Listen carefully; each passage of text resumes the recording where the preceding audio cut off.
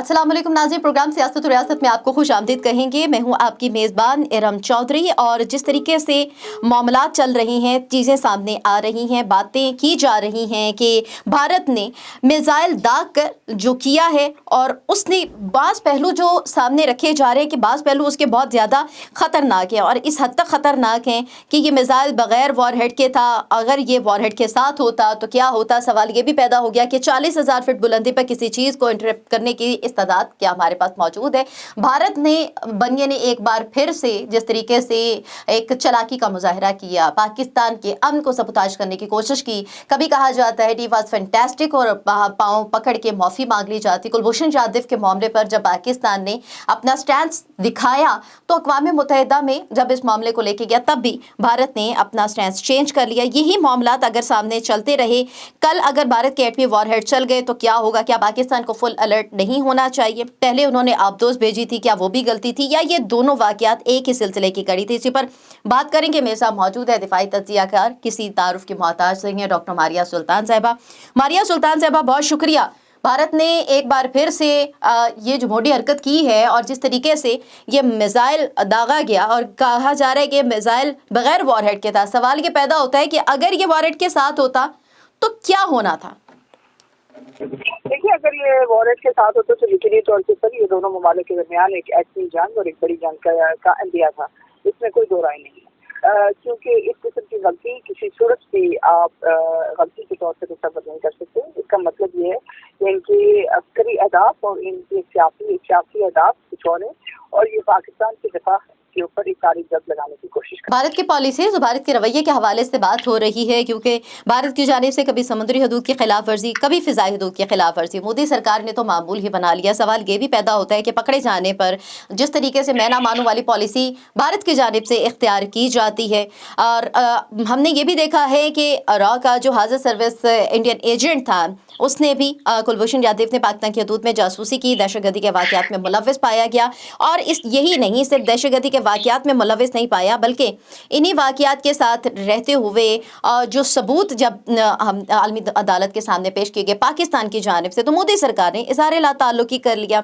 सिर्फ एक ये नहीं कि ना मानने वाली पॉलिसी है, बल्कि पाँव में गिर जाती है मोदी की हुकूमत। और इस मरतबा भी भारतीय सुपरसोनिक मिसाइल लॉन्च को तकनीकी खराबी करार देकर पतली गली से निकलने की जो कोशिश की जा रही है, क्योंकि सुपरसोनिक मिसाइल हमले में पाकिस्तान के कई सवाल जो हैं वो सामने आते हैं। बहुत सारे सवालात हैं जिनका मैंने प्रोग्राम के आगाज़ में भी जिक्र किया कि ये सवालात उठ रहे हैं जिसका जवाब मोदी सरकार के पास नहीं है। और अपनी फ़ौज के गुन गाने वाली भारतीय सरकार ने मलबा फ़ौज पर डालकर जान छुड़वाने की जो नाकाम कोशिश किया। पाकिस्तान ने आलमी बरादरी से जौहरी माहौल में संगीन नौयत के वाक़े का संजीदगी से नोटिस लेने और ख़तरे में स्ट्रेटेजिक इस्तेहकाम के फ़रोग़ में किरदार अदा करने का मुतालबा तो किया है, लेकिन क्या पाकिस्तान की जो मामलात हैं इसी तरह से बेहतर जो मामलात चल रहे हैं, जो पाकिस्तान का स्टैंड है वो सुना जाएगा, समझा जाएगा, या भारत को किसी तरीके से प्रेशर भारत पर डेवलप होगा? मैं बात करूं कि प्रोग्राम में मुझे ज्वाइन किया है तहरीक-ए-जमानात पाकिस्तान के सरबराह दिफाई तज्जियाकार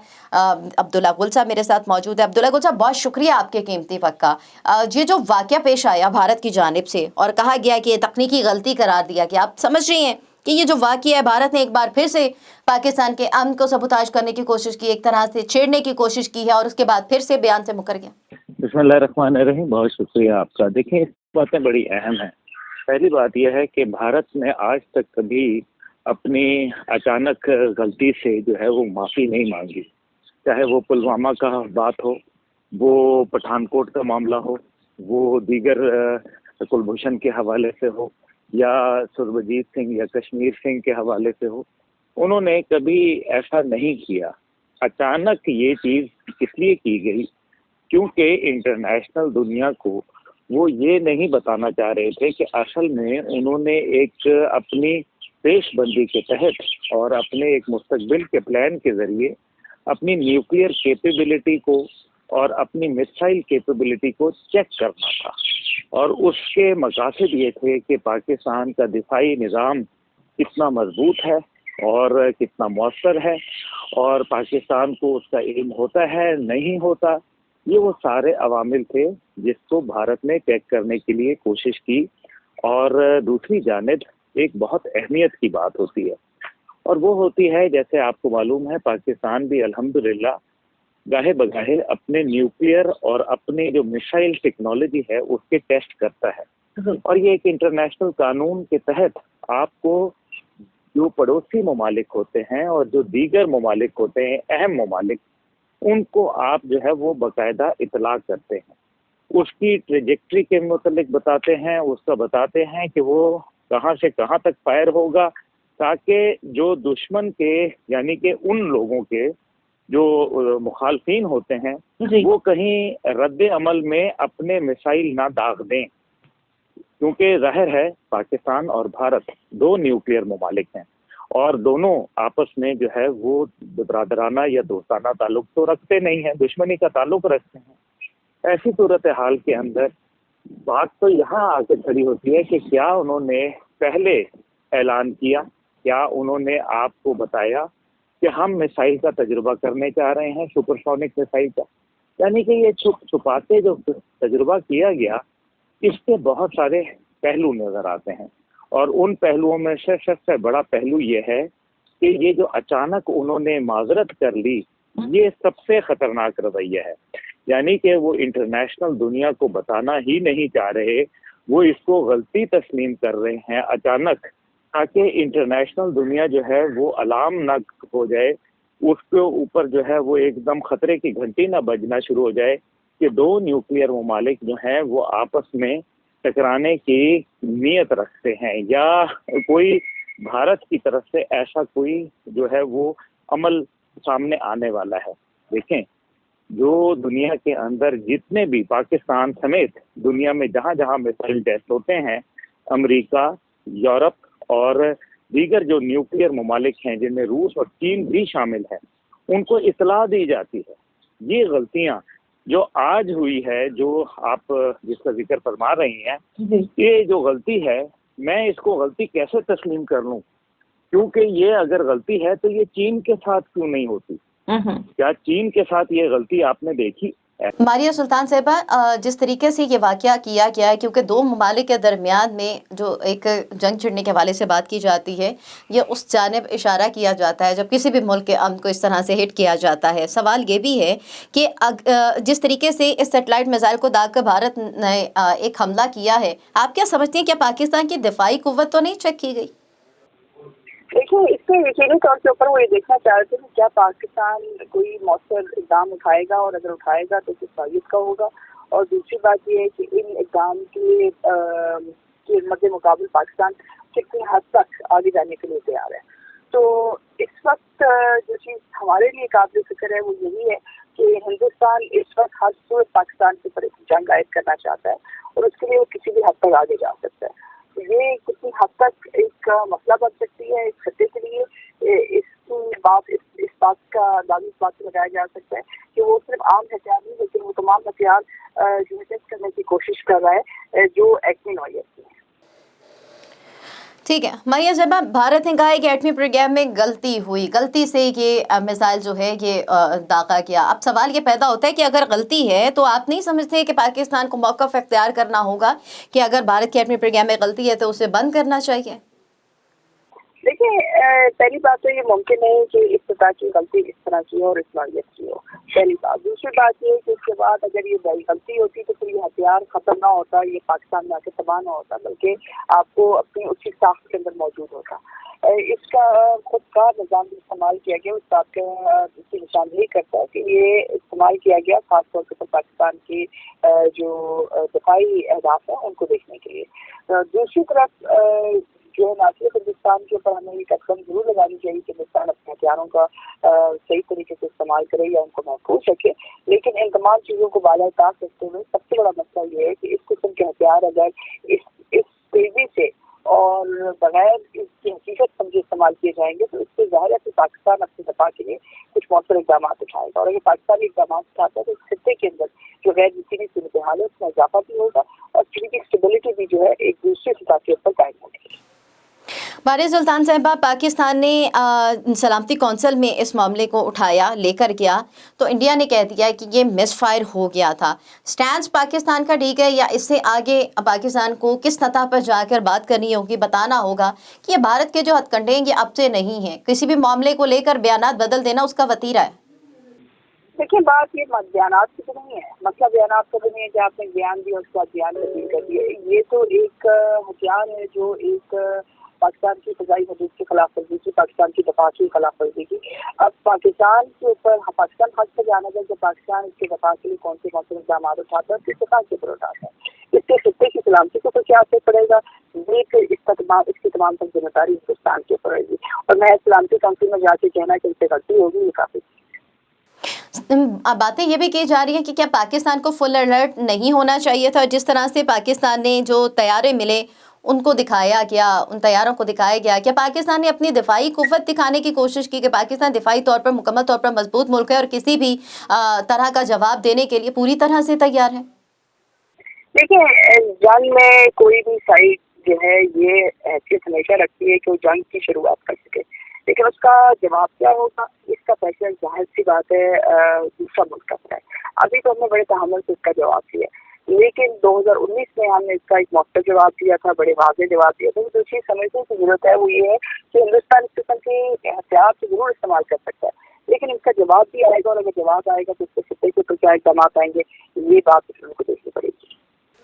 डॉक्टर साहिबा, पाकिस्तान की जानिब से वज़ीर-ए-आज़म इमरान खान साहब ने कहा था कि अमन की ख्वाहिश को किसी की कमज़ोरी ना समझा जाए। मोदी की जो फाशिस्ट सोच है, जो उसकी पॉलिसीज़ हैं, मसले कश्मीर में जो गैर कानूनी तौर पर कवानीन का इत्तलाक़ किया गया, उसके साथ साथ इंडिया के अंदर जो अक़लियतों के साथ सलूक है और वहाँ पर जो तहरीक चल रही हैं, आप समझ सकती हैं कि मोदी जो है ये सारे मामलात, ये सारा प्रेशर जो है ये अपने आप के साथ तो नुकसान किया ही जा रहा है, लेकिन दो ममालिक के दरमियान में जो एक जंग की सी कैफियत है उसको रोकने के लिए क्या कोई ऐसा प्रेशर बिल्डअप हो सकता है जो उसकी सोच को या उसकी पॉलिसीज को किसी तरह से बावर करवाया जा सके कि ये दो ममालिक के मुफाद में बेहतर नहीं होगा किसी भी तरीके से?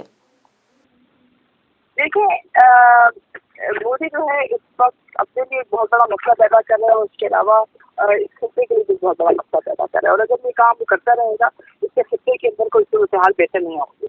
सवाल ये पैदा होता है कि जितने भी मामला चल रही हैं भारत के साथ, और जो मिसाइल दागने के बाद भारत ने पाकिस्तान के हवाले से जो बातें की हैं, जो पाकिस्तान की क्या दिफाई कुव्वत को चेक करने की कोशिश की गई है, लेकिन क्या पाकिस्तान को फुल अलर्ट नहीं रहना चाहिए? ये बहुत सारे सवालात हैं जिनका जवाब जो है वो आना बहुत ज़रूरी है, क्योंकि जब भी किसी के मुल्क के ऊपर जो कि सलामती के ऊपर इस तरह के वाक़यात सामने आते हैं तो फिर दिफाई तौर पर जवाब दिया जाता है। और शायद इसी जानिब इशारा किया तर्जुमान दफ्तर ख़ारजा आसिम इत्तफ़ाक़ साहब की जानिब से कि जो भारत मिसाइल के परवाज़ के रास्ते और रफ्तार की वजाहत करे, क्योंकि सिर्फ अफसोस करना काफ़ी नहीं है भारत का, क्योंकि ये पूरा तरीक़ाकार एक पूरा मैकेनिज़्म होता है इस तमाम तर सूरत हाल को लेकर। बुनियादी बात यह है कि जब आपका इस तरह का मिसाइल टेस्ट होता है और अगर आपको इत्तला नहीं दी जाती तो उसके नतीजे के अंदर रद्द अमल के तौर पर दूसरे मुल्कों से भी जो है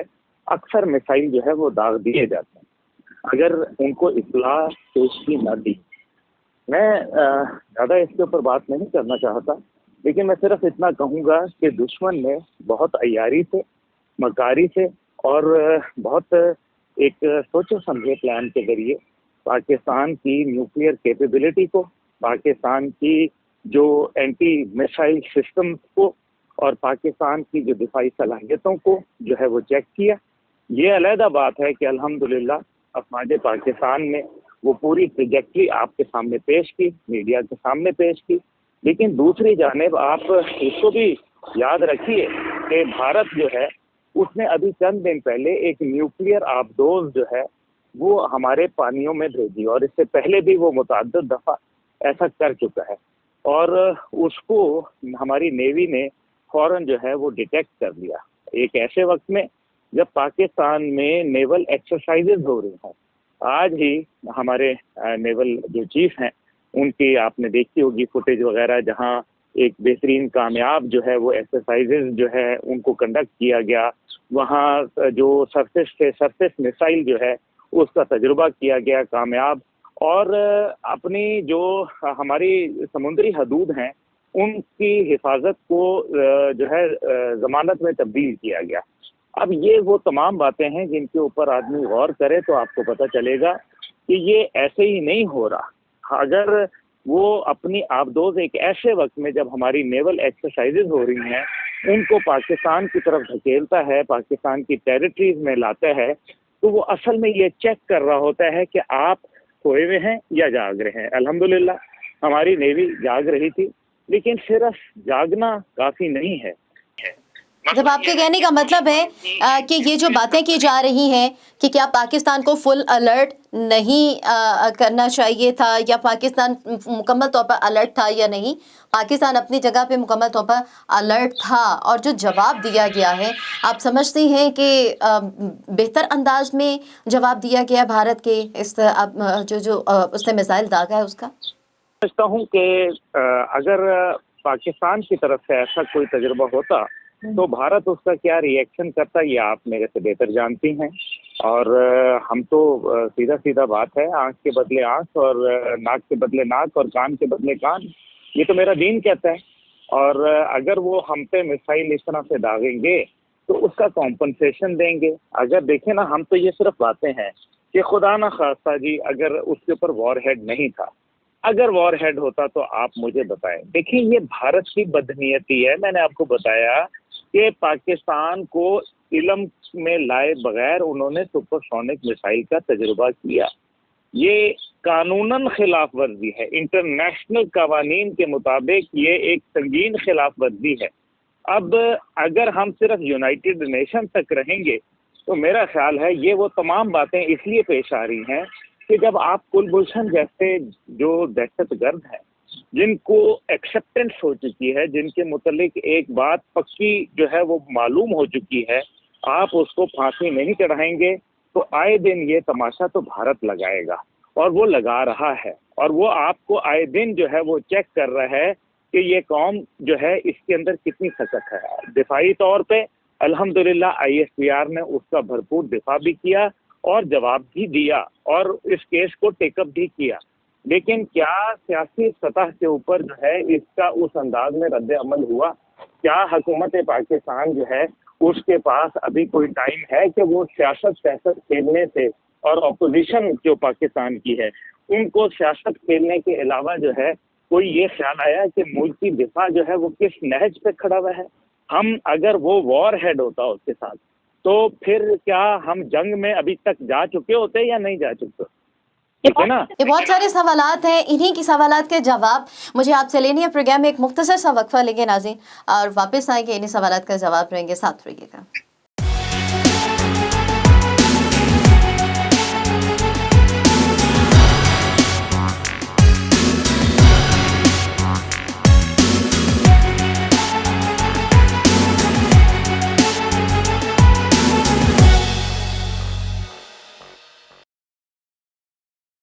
प्रोग्राम में एक बार फिर से आपको खुशामदीद कहेंगे। जिस तरीके से भारत ने सुपरसोनिक मिसाइल का तजुर्बा किया और भारत का जो रिएक्शन जो है वो भारत देखना चाह रहा था कि पाकिस्तान का रिएक्शन क्या होगा। अब्दुल्ला गुल साहब, आपने कहा कि ये जो सियासी सतह पर रद्द अमल आया है, यानी कि आपकी बात का मतलब ये है कि भारत ने सुपरसोनिक मिसाइल का तजुर्बा कर लिया, पाकिस्तान की जो दिफाई कुव्वत है उसको चेक करने की कोशिश की, ना सिर्फ दिफाई कुव्वत बल्कि रद्द अमल को भी चेक करने की कोशिश की। तो आप समझ सकते हैं कि दिफाई कुव्वत के हवाले से तो कुछ अंदाज़ा है, किस हद तक अंदाज़ा है भारत को, और किस तरीके से अंदाज़ा करवाया जा सकता है। और रद्द अमल की जो आप बात करें तो आपको क्या लगता है किस सतह पर, किस लेवल पर, सिर्फ यूनाइटेड नेशन तक ही नहीं लेकिन किस लेवल पर जाकर रद्द अमल देना चाहिए था? देखिए, रद्द अमल जो है वो अमलन देना चाहिए था। मेरा ख्याल है कि ये पहले भी बात आ चुकी कि आखिरी गोली, आखिरी बंदूक जो है वो हम लड़ने के लिए तैयार हैं। ये बात आपको पता है कि बताया गया था, जनरल आसिफ गफूर उस टाइम पे DGISPR थे, उन्होंने बड़ा बरमला दो टोक कहा था जब कश्मीर का मामला आया था।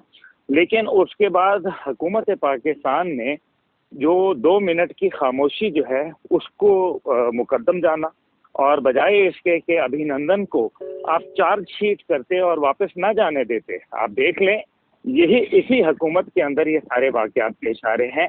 अभिनंदन आता है, जहाज लेके आता है, हमला करता है, अपने सरकारी पिस्तौल से फायर करता है, यूनिफॉर्म पहना हुआ है भारत का, और हम उसको खैर सगाली के तौर पर वापस कर देते हैं। क्यों भाई?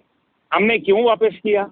आपने ये बहाना बनाया कि जेनीवा कन्वेंशन ऑन वॉरफेयर जो कि 1964 में आया था, उसको जो है आपने सामने रखते हुए ये फैसला किया, क्योंकि भारत जो है वो आपको जो है वो जाहिर है कि जी वो जेनीवा कन्वेंशन ऑन वॉरफेयर के ऊपर उसको तलब कर सकता था। तो क्या 1971 में जब हमारे 42,000 लोग जो थे वो कैदी बन गए थे, तो क्या जेनीवा कन्वेंशन उस वक्त लागू नहीं हुआ था? अगर लागू हुआ था तो फिर 2.5 साल क्यों लग गए उनको वापस लाने में? ये वो तमाम सवालात हैं जो जन्म लेते हैं। दूसरी जानिब इस वजह से उसको जल्दी जल्दी किया गया क्योंकि आपने जेनीवा कन्वेंशन ऑन वॉरफेयर के ऊपर जो है वो सबसे पहले उनको वॉर डिक्लेयर करनी पड़ती। वॉर तो डिक्लेयर ही नहीं हुई थी क्योंकि पुलवामा के ऊपर ज्वाइंट इंटेरोगेशन चल रही थी और ज्वाइंट इंटेरोगेशन में उन्होंने पाकिस्तान का मौक़िफ़ शामिल किया ही नहीं था। तो अगर पाकिस्तान का मौक़िफ़ ही नहीं शामिल किया गया था और ज्वाइंट इंटेरोगेशन जो है वो बेमानी नज़र आ रही थी, तो हमला करने का इंटरनेशनल जवाब नहीं था, तो हिंदुस्तान को पहले वॉर डिक्लेयर करनी पड़ती। तब वो कहते कि अभिनंदन को जो है आप जंगी कैदी के तौर पर छोड़ दें। ये बात देखें कि हमने उनको एक्सेप्ट ही नहीं करने दिया कि उन्होंने एक्ट ऑफ वॉर किया। हालांकि हमारी पाकिस्तानी टेरिटरीज के अंदर जो है ठीक है, उससे कोई हमारा नुकसान नहीं हुआ, कोई कौवा मर गया, कोई 6 दरख्त जो है वो उनको नुकसान पहुंचा, लेकिन हकीकत यह है कि हमारे मुल्क की 1 इंच ज़मीन को भी नुकसान पहुंचे तो ये हमारे दिफा के ऊपर एक शिद्दत से हमला तस्वर किया जाता है। और कोई भी गैरतमंद मुल्क, कोई भी आज़ाद मुल्क और कोई भी एक खुद मुख्तार मुल्क जो है वो इस चीज़ को बर्दाश्त नहीं करता। अब्दुल्ला गुल साहब, वहाँ पे तो कौवे और कबूतर पकड़ के उनको जासूस बना दिया जाता है। वहाँ की तो इंटेंसिटी इस हद तक है, जो कि आपने जो बात जिस तरफ जाने पे इशारा किया है, यहाँ पे तो हमारे कैदी हैं, माहीगीर भी अगर पकड़े जाते हैं बेकसूर तो उनके छुड़वाने में या उनके वापस मिलने में इतना वक्त लग जाता है। तो यहाँ पे तो बाकायदा सबूत के साथ जिस तरीके से अभिनंदन को पकड़ा गया था, लेकिन खैर सगाली के तौर पर वापस किया या किस तरह से वापस किया, ये क्या एक इमेज देना था, क्या मैसेज क्या देना था, या किस मुआहदे के तहत वापस किया गया, तो यहाँ पे तो मामलात और तरह से चल रही हैं। जबकि वहाँ के मामलात को देखते हुए क्या आपको नहीं लगता कि अब इस स्ट्रेटेजी को बदलना होगा कि जो कौवे और कबूतर को भी जासूस बना दें तो उनके लिए सॉफ्ट इमेज रखना या मुआहिदों को मद्देनजर रख के फैसले नहीं बल्कि अपने मुल्क की सालमियत को और अमन को मद्देनजर रख के फैसले करने होंगे? देखिए, मैं तो सिर्फ यही कह रहा हूँ कि अभिनंदन को अगर आपने वापस किया तो उससे फायदा क्या हुआ? मुझे अभी तक ये खैर सगाली का जितना भी आप लोगों ने ये ड्रामा रचाया है, इसका फायदा क्या हो सका आज तक? मैं तो ये जानना चाहता हूँ। एक मासूमाना सा सवाल है हमारे नाजरीन के सामने कि भाई इससे फायदा हुआ हो, चलो भाई भारत ने आपका पानी छोड़ दिया हो, भारत ने कश्मीर के ऊपर अपना मौक़िफ़ में लचक पैदा की हो, भारत ने सिंध-ताश माहदे की जो है वो उसको एक्सेप्ट किया हो, भारत ने खैर सगाली के तौर पे आपके लोगों को छोड़े हों, एक तरफ वो सिपाही मकबूल हुसैन की शहीद की आप जो है वो ज़बान काट देते हैं, ये भारत का रवैया है। और दूसरी तरफ उन्होंने ये बड़ा खतरनाक जो उनकी ट्राई सर्विसेज एक्सरसाइजेज चल रही हैं, ये पाकिस्तान की साइकोलॉजिकल, पॉलिटिकल और जो एक रिस्पांस और फिजिकल रिस्पांस जो है उसको टेस्ट करने के लिए ये उन्होंने एक प्लान बनाया, जो कोल्ड स्टार्ट डॉक्ट्रिन के बाद एक नई डॉक्ट्रिन उनकी सामने आ रही है। उन्होंने जो आपने देखा ना कि मैंने आपको नेवल सबमरीन का भी उनको बताया, ये पाकिस्तान की जो न्यूक्लियर डॉक्ट्रिन है इसका रिस्पांस और इसके ऊपर उनका रिएक्शन, पाकिस्तान का रिएक्शन टाइम कितना है और वैलिडेशन, ये वो चेक करना चाह रहे थे कि उनकी जो फर्स्ट डॉक्ट्राइन है, जो फर्स्ट डॉक्ट्रिन जिसको कहा जाता है, उसके हवाले से वो आपका रिएक्शन चेक करना चाह रहे थे। आपका पॉलिटिकल रिएक्शन 0 रहा, आपका साइकोलॉजिकल रिएक्शन 0 रहा, आपका फिजिकल रिएक्शन जो है वो तब होता जब अफवाज पाकिस्तान को एक तरफ तो वजीर आजम फौरन कहते हैं कि मैं हुक्म दूंगा शूट डाउन करने का, तो शूट डाउन करने का हुक्म जो है वो क्यों नहीं दिया गया और रिस्पांस का हुक्म क्यों नहीं दिया गया? अगर फौज अपने तौर पर कहे तो वो कहेंगे कि जी फौज मनमानी करती है, सिविल हुकूमत जो है वो खामोश बैठी रहती है, वो करने के लिए तैयार नहीं है, वो अभिनंदन के साथ जो है वो खामोशी इख्तियार करती है, उसको खैर सगाली पे छोड़ देती है और उसको जो है वो हार पहना के जो है वो ऐसे डाले जाते हैं जैसे पता नहीं वो वहाँ यहाँ का क्या करने आया था। दूसरी तरफ कश्मीर के ऊपर आप बिल्कुल खामोश होकर बैठ गए, आपने जो है वो खामोशी इख्तियार की, 3 जुम्मे इख्तियार की, चौथे जुम्मे वो भी भूल गए। आपने यूरोपियन यूनियन वहाँ यूएन में जाके एक दबंग किस्म की तकरीर करने के बाद आपने जो है वो गोंगलुओं पे से मिट्टी झाड़ने के बाद बस आपने फैसला कर लिया कि हाँ जनाब अब हर चीज जो है वो ठीक हो गई। और कौम को भी जो है वो मेरे ख्याल में हैरत है इस कौम के ऊपर जो कश्मीर के मामले पे भी जो है वो खामोश हो गई और तकसीम का शिकार हो गई। सियासी तकसीम के अंदर यही इंतशार पैदा होते हैं जो आप देख रही हैं। नतीजा ये निकलता है कि कौम तकसीम हो जाती है, कौम के जहनों के साथ खिलवाड़ किया जाता है, उनको अपने अच्छे और बुरे की तमीज नहीं रहती और लोग जो है वो हर चीज को मनोअन तस्लीम करते हैं।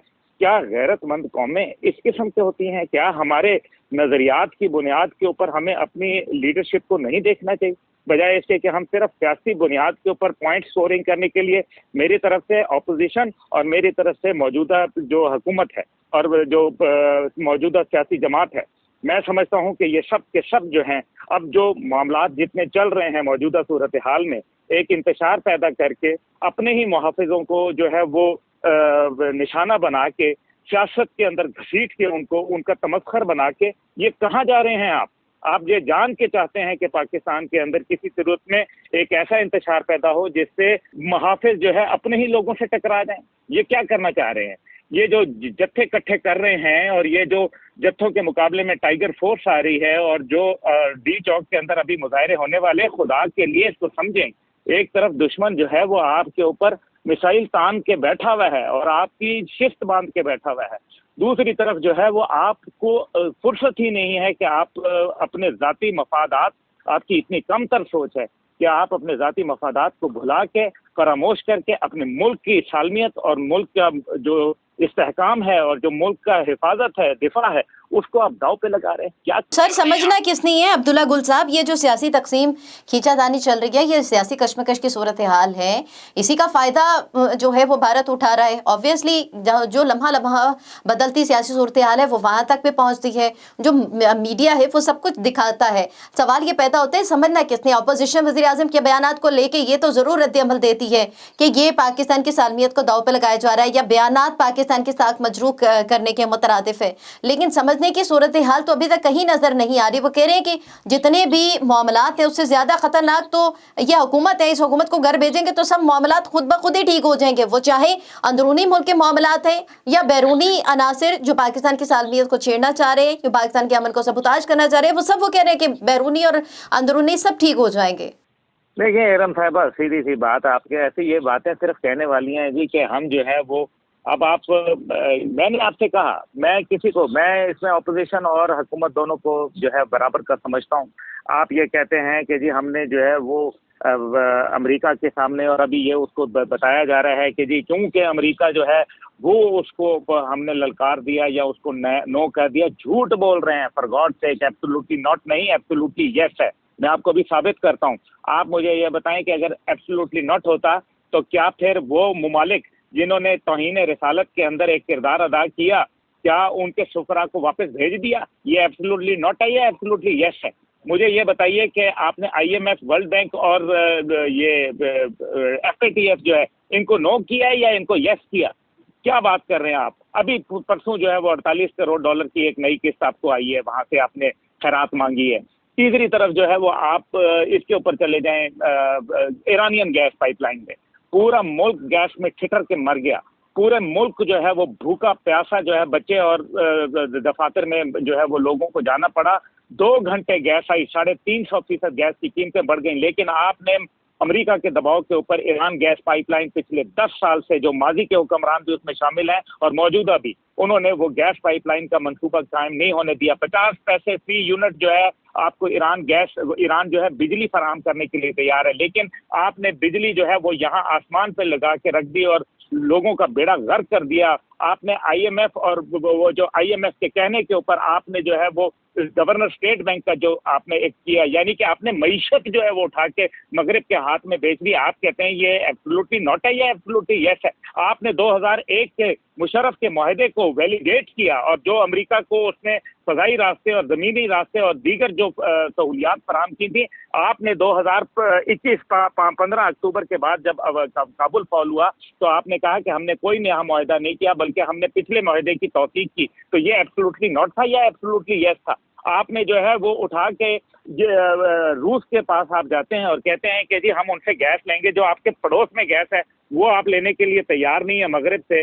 जब अमेरिका ने और मगरबी ममालिक ने जो है उन पर इक्तसादी और सिफारती पाबंदियां लगा दी हैं, तो आप समझ रहे हैं कि जनाब हम उनसे गैस लेंगे और उनसे तिजारत करेंगे। जी अब्दुल्ला गुल साहब, जितने भी पॉइंट्स आपने बयान की हैं, जितने भी बातें कही हैं, इसके ऊपर एक प्रोग्राम नहीं, जितने भी प्रोग्राम किए जाएं कम हैं, क्योंकि ये सारे पॉइंट्स जो हैं इनको अगर काउंट किया जाए तो यही वो पॉइंट्स हैं जिनको सामने रखते हुए ना तो बेहतरी आ रही है पाकिस्तान की मौशी सूरत हाल में, सियासी सूरत हाल में, पाकिस्तान की दिफाई मामला जो चल रही हैं, अपोजिशन जिन मामला को सामने लेकर रखी हुई है, पाकिस्तान अपने आप को मुस्तहकम करके नहीं प्रेशर बिल्डअप करने के पोजिशन में रहा है कि वो सारे मामला हैं जिनकी जानिब आप इशारा करें और अगर इनको संजीदगी से लेकर चला जाए और इनको देखा जाए और अपने घुटने ना टेके जाएं, जिसमें कहा जाता है कि माफ़ी के लिए भारत कोई ना कोई शरंगेजी करके घुटने टेक देता है, पाकिस्तान कशकोल तोड़ने की बात करता है लेकिन कशकोल वो टूटता नहीं और हालात अब इस नहिज पर पहुंच चुके हैं कि मुल्क के अंदरूनी हालात कशमकश का शिकार हैं।